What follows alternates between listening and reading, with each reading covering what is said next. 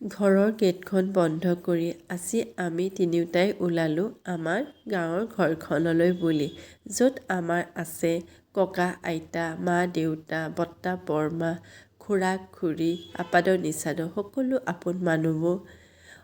ইয়াতে কৈ থওঁ দেই, আমাৰ মা দেউতা গাঁৱত মাজে সময়ে গৈহে থাকেগৈ, নহ'লে আমাৰ লগতে টাউনৰ ঘৰখনতে থাকে। আহক আজি আপোনালোককো আমাৰ গাঁৱৰ ঘৰখনলৈ লৈ যাওঁ। ইমান ধুনীয়া পৰিৱেশ সঁচাই। আজি মই কথা পাতি গৈ আছোঁ। এনেকৈ কথা পাতি গৈ থাকোঁতে এয়া আহি পায়ে গ'লোহি নহয়। এখনেই হ'ল আমাৰ গাঁৱৰ ঘৰখন। এয়া হৈছে আঞ্চৰ আইতাক। আঞ্চে লাজ কৰিছে। সেয়েহে বহুত দিনৰ মূৰত আইতাকক লগ পাইছে যে লাজ লাগে তাৰ। এনেকুৱা এটা হয়েই, আপোনালোকৰ ল'ৰা ছোৱালীবোৰ হয় দেই।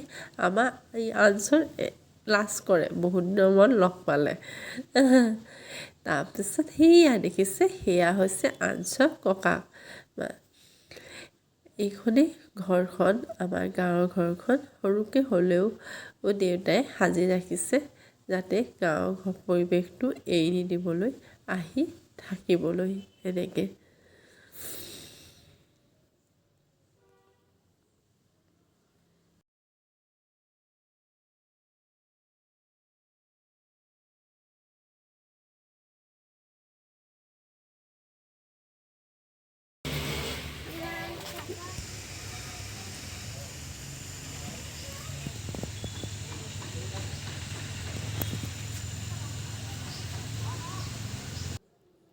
এইফালে মাৰ লগত আমি আহিলোঁ বৰমাহঁতৰ ঘৰত।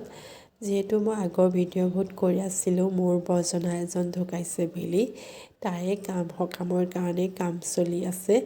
এইফালে আমি সোমাই গৈছোঁ আৰু এয়া বৌহেঁত হয়। কথা পাতি পেলাই আমি ভিতৰলৈ সোমাই গৈছোঁ। আকৌ লগ পালোঁ খুৰীক, এয়া মোৰ খুৰী হয়। এইফালে এয়া হৈছে বৰমা। বৰমাৰ লগত কথা পাতিলোঁ অলপ টাইম।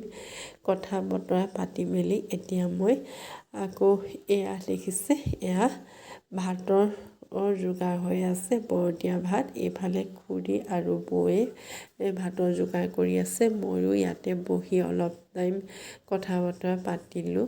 পাতি আৰু ভাত খোৱা সময় হ'ল আৰু ভাত খালোঁ।